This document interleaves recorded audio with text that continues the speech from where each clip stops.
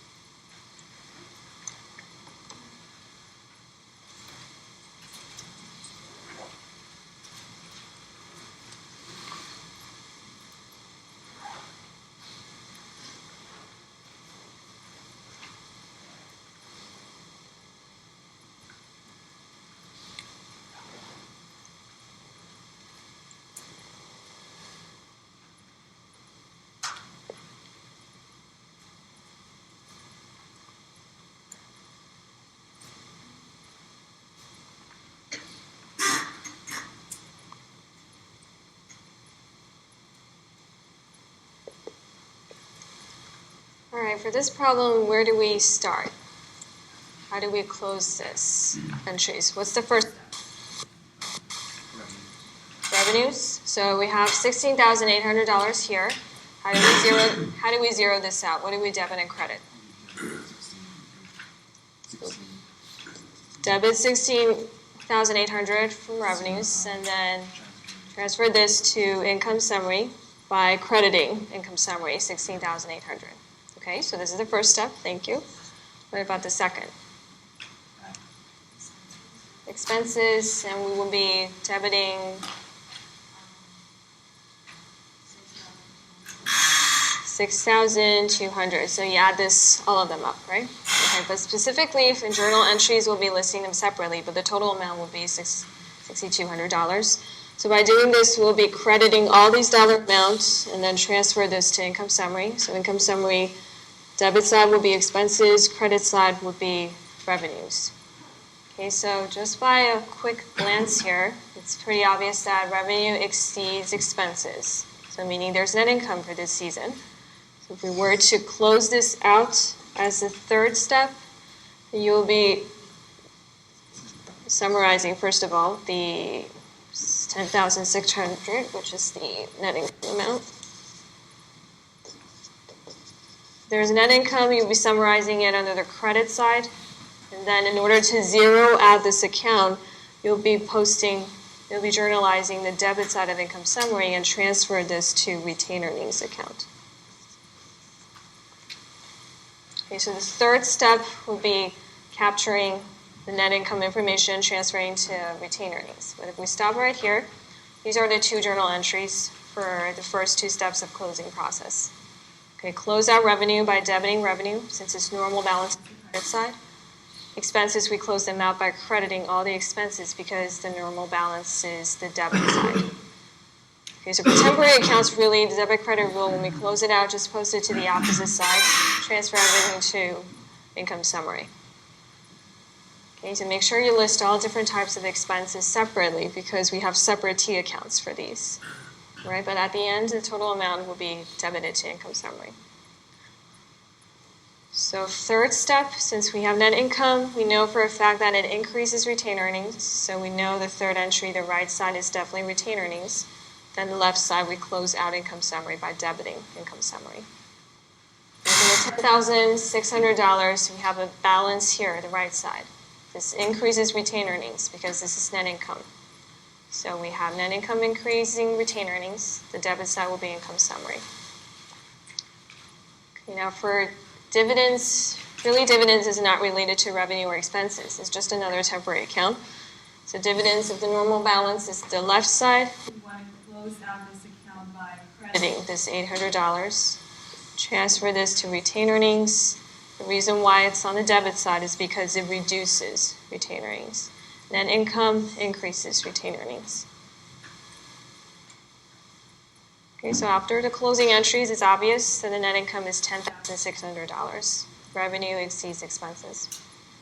So you will see under income statement $10,600, and after this closing entries, after you do the journal entries, post them to T accounts, you will have a new balance for retained earnings. So can anybody tell me how much this is? 26,400. Good. Yes.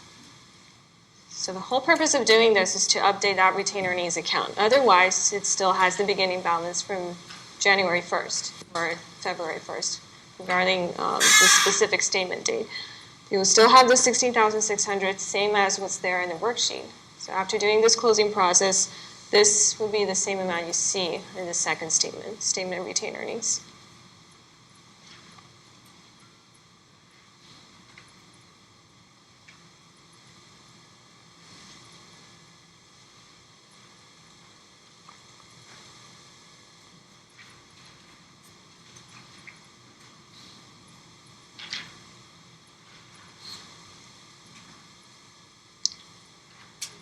Okay, so some of the companies really just stop right here. Right? For others, they may prefer to do just a post-closing trial balance. Really is just omitting these accounts that they readily closed out, that they zeroed out. So in the entire worksheet, you see all different types of accounts: asset, liability, equity, and also revenues and expenses. But in post-closing trial balance, just by its name, after closing,